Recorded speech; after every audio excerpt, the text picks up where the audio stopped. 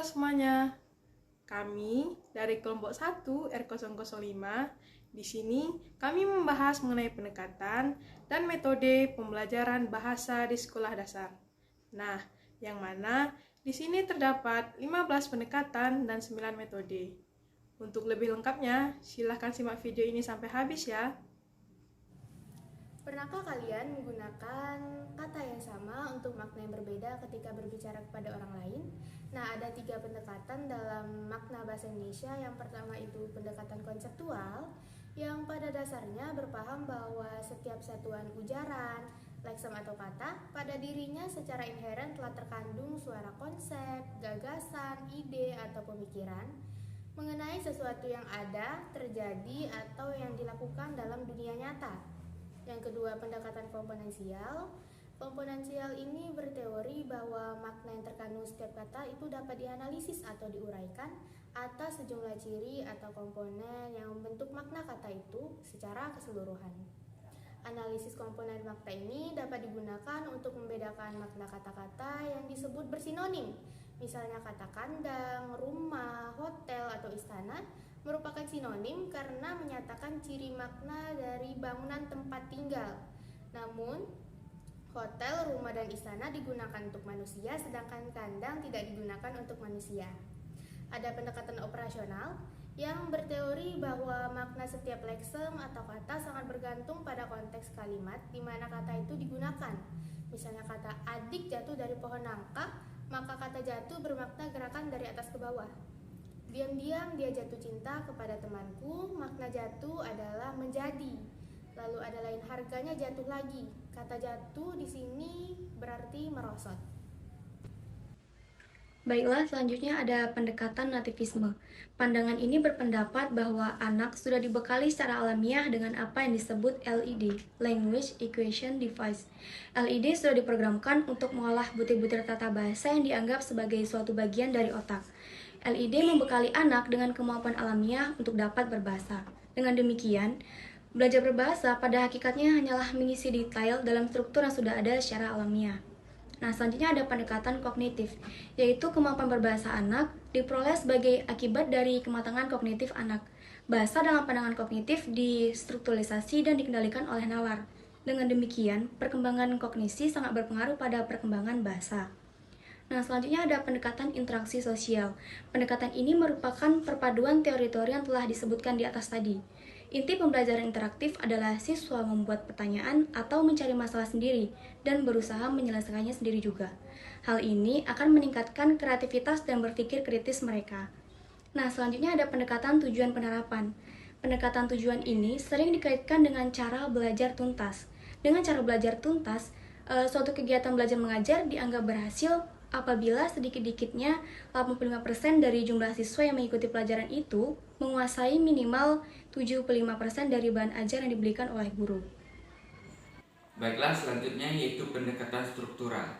Pendekatan struktural berpendapat bahwa bahasa adalah data yang didengar atau ditulis untuk dianalisis sesuai dengan tata bahasa. Jadi, belajar bahasa sama halnya dengan belajar struktur-struktur atau tata bahasa. Dan selanjutnya yaitu pendekatan komunikatif. Pendekatan komunikatif memiliki tujuan utama yaitu untuk meningkatkan keterampilan berbahasa siswa, bukan pada pengetahuan tentang bahasa. Pengetahuan tentang bahasa diajarkan untuk menunjang keterampilan berbahasa kepada siswa. Dan selanjutnya yaitu pendekatan pragmatif. Pendekatan ini mengutamakan keterampilan berbahasa dengan memperhatikan faktor-faktor penentu bahasa seperti pemeran serta tujuan, situasi, konteks. Juga aspek pengembangan seperti emosi, moral, sosial, dan juga intelektual. Pendekatan kontekstual, Context Teaching and Learning atau CTL. Ini merupakan konsep belajar yang membantu guru mengaitkan antara materi yang diajarkannya dengan situasi di dunia nyata siswa dan mendorong siswa membuat hubungan antara pengetahuan yang dimilikinya dengan penerapannya dalam kehidupan mereka sebagai anggota keluarga dan masyarakat. Dengan konsep itu, hasil pembelajaran diharapkan lebih bermakna bagi siswa. Proses pembelajaran berlangsung alamiah dalam bentuk kegiatan siswa bekerja dan mengalami. bukan transfer pengetahuan dari guru ke siswa. Strategi pembelajaran lebih dipentingkan daripada hasil. Dalam konteks itu, siswa perlu mengerti apa makna belajar, apa manfaatnya, dalam status apa mereka, dan bagaimana mencapainya. Mereka sadar bahwa yang mereka pelajari berguna bagi hidupnya nanti.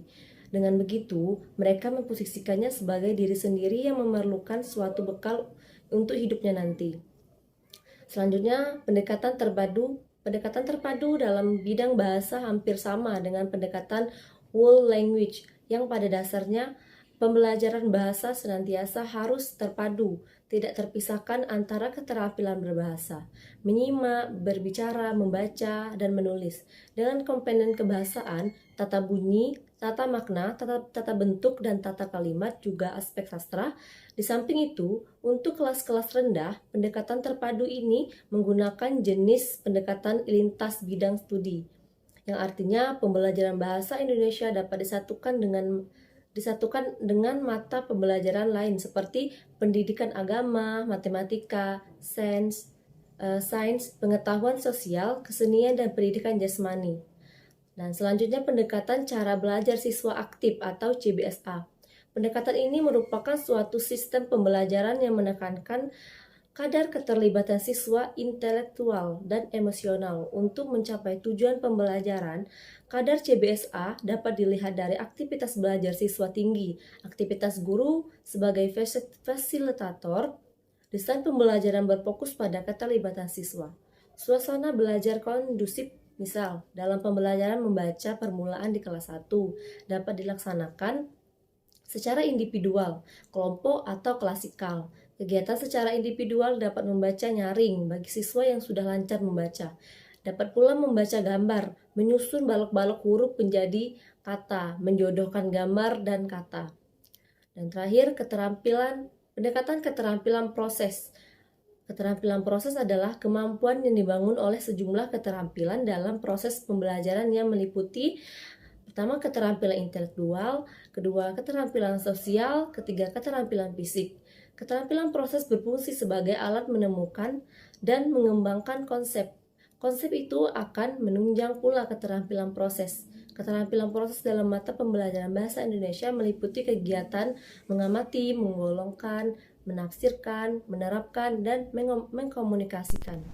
Ada beberapa metode pembelajaran bahasa yang masih dipergunakan, baik secara terpisah-pisah maupun digabungkan dalam beberapa metode dalam pelaksanaannya. Yang pertama, metode langsung. Metode ini menerapkan secara langsung semua aspek bahasa dalam bahasa yang diajarkan. Misalnya, dalam pembelajaran bahasa bagi anak-anak di daerah, bahasa pengantar di kelas adalah bahasa Indonesia, tanpa harus diselingi dengan bahasa daerah ataupun bahasa ibu. Keunggulan dari metode ini yaitu murid atau anak akan terhindar dari verbalistik dan dapat menggunakan bahasa yang diajarkan secara wajar dan kontekstual. Nah, yang kedua, metode alamiah. Metode ini banyak memiliki nama. Yang pertama, metode murni, metode natural, atau customary method. Metode ini memiliki prinsip bahwa mengajar bahasa baru atau seperti bahasa kedua harus sesuai dengan kebiasaan ataupun karakteristik belajar berbahasa yang sesungguhnya, sebagaimana yang dilalui oleh anak-anak ketika belajar bahasa ibunya. Proses alamiah inilah yang harus dijadikan sebagai landasan dalam setiap langkah yang harus ditempuh dalam pengajaran bahasa kedua. Seperti bahasa Indonesia, seperti kita ketahui bahwasannya proses belajar bahasa anak-anak dimulai dengan mendengar, kemudian berbicara, kemudian membaca, dan akhirnya menulis atau mengarang. Jadi, pada awal pelajaran, gurulah yang banyak berbicara atau bercerita dalam rangka memperkenalkan bunyi-bunyi kosakata dan struktur kalimat. Nah, setelah mereka dapat menyimak dengan baik, kemudian anak-anak diajarkan berbicara dan selanjutnya mulai diperkenalkan dengan membaca dan menulis. Baiklah, yang ketiga ada metode tata bahasa. Metode ini dipusatkan pada pembelajaran vokabuler atau kosakata dan tata bahasa. Isi pelajaran terutama ditujukan untuk mempelajari kata-kata dan tata bahasa. Daftar kata-kata dipandang sebagai unit bahasa yang harus diajarkan, dan untuk itu sering pula diselingi terjemahan. Kelebihan metode ini terletak pada kesederhanaannya dan sangat mudah dalam pelaksanaannya. Guru memberikan daftar kosakata dari teks, kemudian diberikan penjelasan-penjelasan tentang tata bahasanya.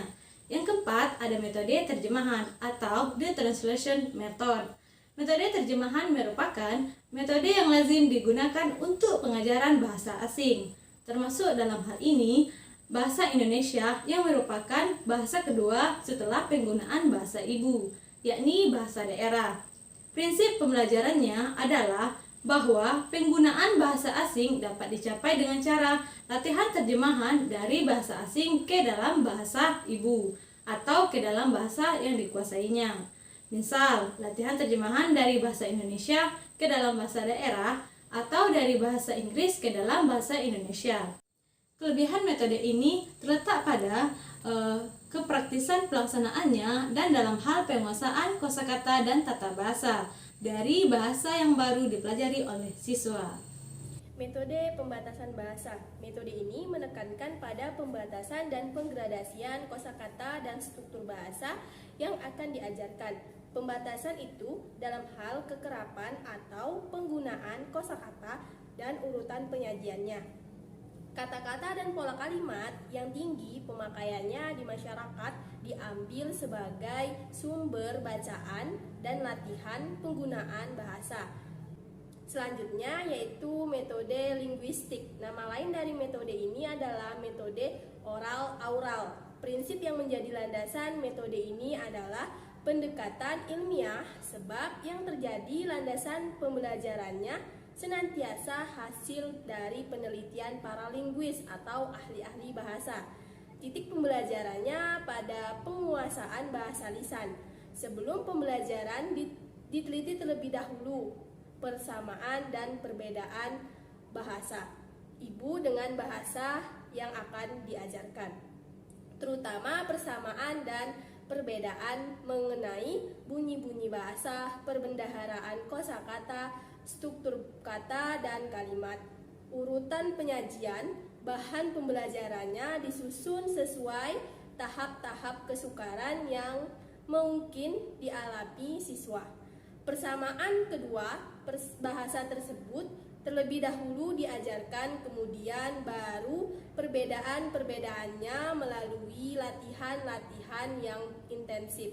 Dengan demikian, pada metode ini tidak dilarang menggunakan bahasa ibu murid, karena bahasa ibu murid akan memperkuat pemahaman bahasa baru tersebut.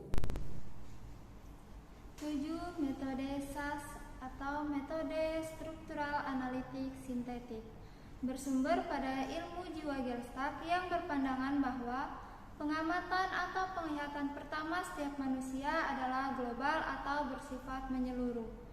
Dengan demikian, segala sesuatu yang akan diajarkan kepada murid haruslah mulai ditunjukkan atau diperkenalkan struktur totalitasnya atau secara global. Setelah itu, barulah mencari atau menemukan bagian-bagian dari struktur global tersebut. Inilah yang disebut dengan tahap analisnya. Setelah mengenal bagian serta fungsinya, orang dewasa atau siswa akan mengembalikan bagian-bagian itu menjadi struktur totalitas seperti pada awalnya. Inilah yang disebut tahap sintesa. Metode ini banyak digunakan dalam metode pembelajaran membaca permulaan, tetapi sesungguhnya dapat dipergunakan dalam setiap aspek pembelajaran bahasa, seperti pembelajaran kosakata, kalimat, wacana, bahkan dalam apresiasi sastra. Selain itu, metode ini banyak pula dipakai dalam pembelajaran mata pelajaran lain. Selanjutnya ada metode bibahasa. Metode ini hampir sama dengan metode linguistik seperti yang telah diuraikan di muka. Dalam pembelajaran bahasa, kedua atau bahasa asing, Bahan pembelajaran didasarkan pada persamaan dan perbedaan antara bahasa ibu dengan bahasa yang akan diajarkan. Bahasa ibu murid-murid digunakan untuk menerangkan perbedaan-perbedaan fonetik, kosakata, struktur kalimat, dan tata bahasa kedua bahasa itu. Perbedaan-perbedaan tersebut digunakan sebagai dasar dalam latihan-latihan yang diberikan secara sistematis. Nah, metode yang terakhir ini yaitu metode unit. Metode ini berdasarkan 5 tahapan pembelajaran, yaitu mempersiapkan murid untuk menerima pelajaran, penyajian bahan, bimbingan melalui proses induksi, generalisasi, dan penggunaannya. Nah, di sekolah dasar sendiri, tahap-tahap tersebut dapat dikembangkan. Contohnya sebagai berikut ini. Yang pertama, memilih unit atau tema yang paling menarik bagi para siswa dengan cara memungut suara terbanyak dari siswa di suatu kelas tersebut. Lalu, dibentuk kelompok untuk mempersiapkan percakapan dalam bahasa ibu murid. Selanjutnya, guru dapat menerjemahkan percakapan itu ke dalam bahasa yang akan diajarkan. Berikut juga tata bahasanya. Selanjutnya, guru memberikan teks yang sesuai dengan tema yang dipilih tersebut. Kemudian, siswa dapat mempelajari kosakata, terutama kosakata baru dan yang dianggap sukar. Selanjutnya, siswa mulai berlatih menggunakan kata-kata tersebut dalam kalimat sesuai konteks pemakaiannya. Guru juga dapat memperhatikan kalimat-kalimat yang disusun siswa sesuai kaidah tata bahasanya atau tidak. Siswa dapat membaca kalimat-kalimat tersebut atau mendramatisasikannya jika siswa telah mampu menyusun wacana percakapan yang sederhana. Nah, yang terakhir, untuk kelas-kelas tinggi, kegiatan tadi dapat dilanjutkan dengan mengarang secara bebas.